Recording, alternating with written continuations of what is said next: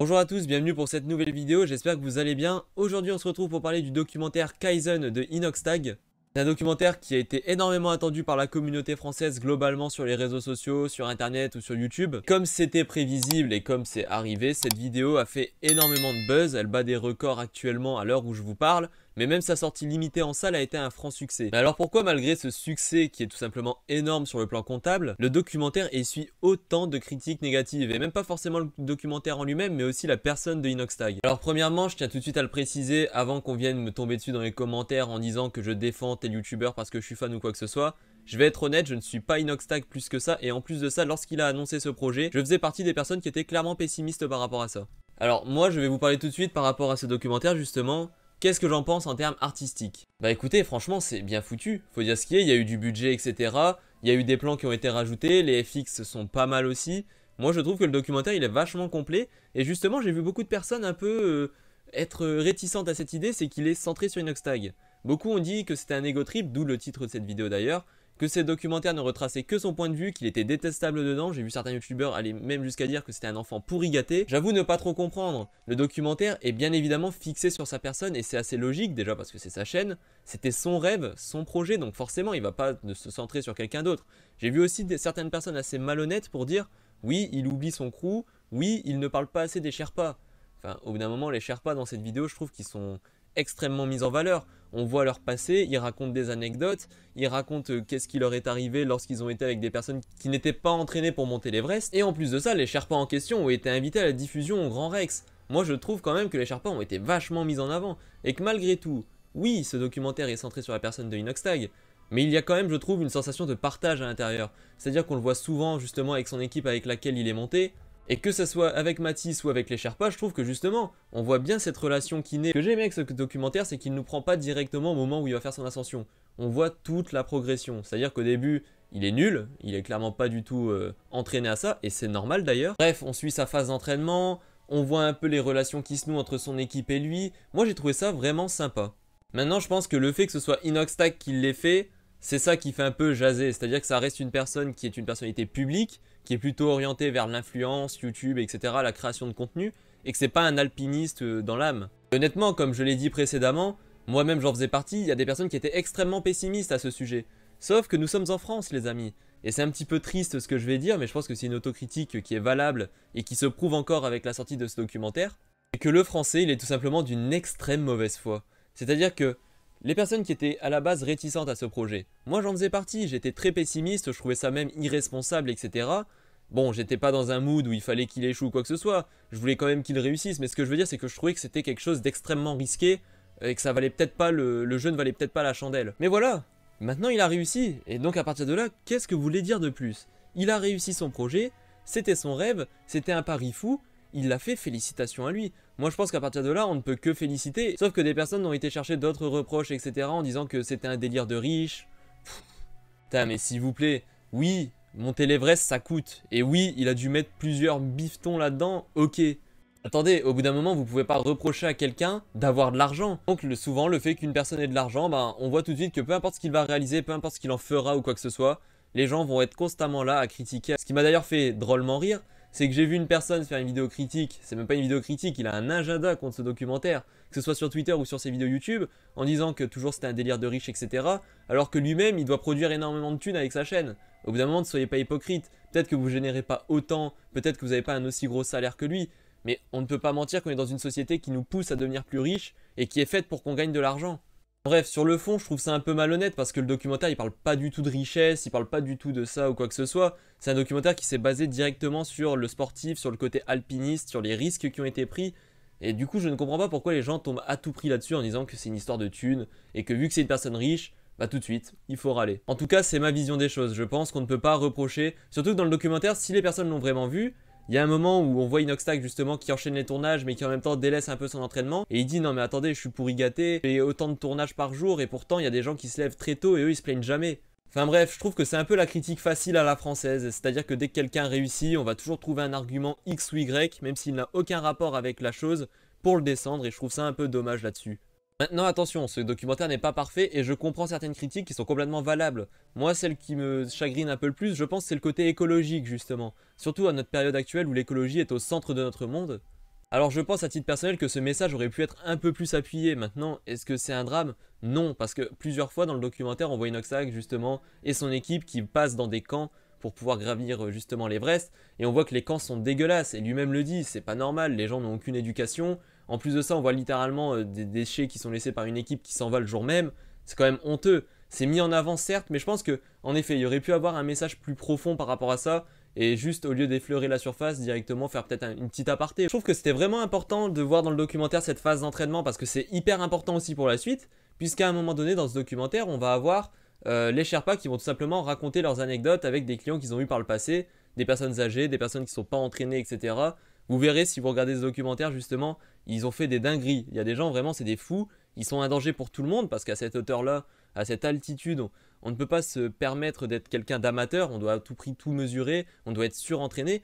Et justement, le fait de voir cet entraînement au début du documentaire, ça montre que tout ce qui a été fait n'est pas en vain et que c'était hyper important d'avoir un entraînement aussi intensif. Parce que comme le dit Mathis dans le documentaire, certaines personnes peuvent mettre jusqu'à 5 ans pour se préparer, voire plus pour gravir l'Everest. Et des fois, ils n'y arriveront jamais d'ailleurs. Donc je trouve que c'est vraiment un beau message, le fait de voir au début l'entraînement où il est vraiment nul, etc. Et après de le voir avec les Sherpas qui racontent ce genre de choses pour plus tard le voir gravir cette montagne, je trouve qu'il y a un beau message à travers de ça, il y a une belle progression justement de la personne. Et je pense que c'est quelque chose qui fait le point fort du documentaire en lui-même. C'est pas juste grimper de la montagne, c'est voir la progression d'un homme et voir justement un changement de mentalité radical chez lui. Et moi j'ai trouvé ça beau. Certains ont été assez irrités justement de ça parce qu'à la fin il nous fait un peu une morale en disant qu'on est trop sur notre téléphone, etc. Alors oui, c'est vrai, il a percé grâce à ça, techniquement il a percé grâce à internet, tout ça, mais ça n'empêche. Ça n'empêche qu'on peut avoir des grandes remises en question, je vois pas en quoi ça fait de lui quelqu'un d'illégitime. Surtout après une aussi grande aventure justement. D'ailleurs j'ai trouvé l'épilogue de ce documentaire aussi assez fun à voir parce qu'en réalité c'est complètement lunaire. Il finit de monter une grande montagne, etc. Il accomplit l'objectif de sa vie. Et au lieu de rentrer chez lui, il va où? À Cuba. Moi j'ai trouvé ça un peu drôle, il va travailler dans une ferme, tout ce genre de choses. Et on le voit clairement sous cigare, ça m'a fait... Ça c'est vraiment quelque chose que j'aurais pas mis sur mon bingo. Mais en tout cas je trouve que ce documentaire porte un beau message. Et en plus vu qu'Inoxtag est connu pour être suivi par des personnes vraiment jeunes, je pense que c'est inspirant, je pense que pour elle ça peut être quelque chose d'inspirant. Et quand je vois des personnes qui vont extrêmement... Je trouve que vraiment il y a des personnes qui n'ont aucune nuance et qui vont tout de suite dire mais ça veut dire quoi ça? Ça veut dire que tout le monde doit gravir l'Everest, tout ça? Je pense que les gens, il va falloir aussi se dire que les gens ont justement un cerveau et qu'ils peuvent interpréter les choses différemment. Se dire que justement, aucun objectif n'est pas faisable. Et je pense que pour les jeunes générations, c'est quelque chose qui est intéressant. Surtout dans un YouTube auquel on reproche d'être de moins en moins qualitatif. Alors là, on a un gros documentaire de plus de 2h30 qui est sorti et on arrive à nous dire qu'encore une fois, il y a des problèmes. Au bout d'un moment, il va falloir aussi arrêter les choses. Comme je l'ai dit, c'est la même sauce que ceux qui disent que c'est une personne riche et que tout le monde ne pourra pas gravir l'Everest. Oui, tout le monde ne pourra peut-être pas le faire, mais ça ne veut pas dire que tout le monde ne peut pas avoir ses rêves. Ça ne veut pas dire que tout le monde ne peut pas les accomplir d'ailleurs. Enfin, moi je trouve ça extrêmement bête. Qu'à l'époque, des personnes qui lisent des fictions, qui vont lire Spider-Man par exemple, et qui rêvent d'être Spider-Man, bien sûr qu'ils ne pourront jamais être Spider-Man, c'est littéralement impossible, mais est-ce que ça veut dire qu'ils ne peuvent pas accomplir leurs rêves en s'inspirant de lui? Bah, moi je pense que si en tout cas. Donc c'est vrai que ce documentaire socialement, il nous montre qu'on a des gros problèmes maintenant. On n'a plus aucune nuance, mais ça c'était déjà quelque chose qu'on a pu voir avec Star Wars The Acolyte par exemple sur la chaîne ou quoi que ce soit. Les gens n'ont plus aucune nuance, ils sont plus capables d'essayer de trouver des compromis ou quoi que ce soit, de dire oui cette chose est bien, mais en même temps il y a quelque chose qui déconne à cet endroit-là. C'est-à-dire que la critique n'est plus vraiment constructive en général. Maintenant, ça va surtout se baser sur la personne en elle-même, et au lieu de critiquer le projet qui a été fait, et de dire oui c'est dommage il y a eu telle chose, mais derrière il y a eu des bonnes choses, ou l'inverse, hein. On peut ne pas du tout aimer Kaizen. Moi je pense que c'est quelque chose qui est totalement recevable, mais quand je vois des personnes qui disent ne pas aimer le projet parce que c'est fait par quelqu'un qui est riche ou quoi que ce soit, je pense qu'on est sur une mauvaise foi qui est énorme, et en plus je trouve ça extrêmement débile justement. Vous la connaissez l'ironie de cette histoire? C'est que les personnes qui ont cette façon de penser, c'est les mêmes personnes qui en général ne réussiront jamais réellement leurs objectifs de vie. Parce que au lieu de se concentrer sur eux-mêmes, de monter leur projet, de se donner des objectifs peut-être qui peuvent paraître inatteignables, mais qui peuvent motiver les personnes à réussir, eux ils vont préférer critiquer ce que font les autres. Et s'ils réussissent, ils vont avoir le seum. Et quand ils ont le seum, après, bah attention, on se retrouve avec une vague de haine qui peut aller dans tous les sens, littéralement. Et c'est franchement dommage parce qu'on est dans un YouTube actuellement qui perd en qualité parce que tout simplement les gros YouTubeurs qui sont censés être les ambassadeurs de cette plateforme décident de tout le temps faire les mêmes concepts, ils font tout le temps les mêmes featuring. Et là on a un peu du neuf avec un documentaire qui est vraiment intéressant et on le descend comme ça. Moi je pense que c'est dommage. Effectivement on peut avoir des critiques constructives mais la plupart ne sont absolument pas construites et c'est juste des personnes qui ont le seum de la réussite d'un autre. D'ailleurs, ce que je trouve assez dommage aussi, c'est de voir des alpinistes confirmés, qui sont même des personnes qui sont des légendes dans le domaine, autant aussi vouer leur haine à ce documentaire, ou même à la personne d'Inoxtag directement. Je ne comprends pas trop en fait, c'est quelque chose que j'ai du mal à concevoir. Parce que j'ai vu quelqu'un qui disait oui, il va participer à la commercialisation du Mont Everest, etc. Mais attendez, il suffit de se renseigner un petit peu.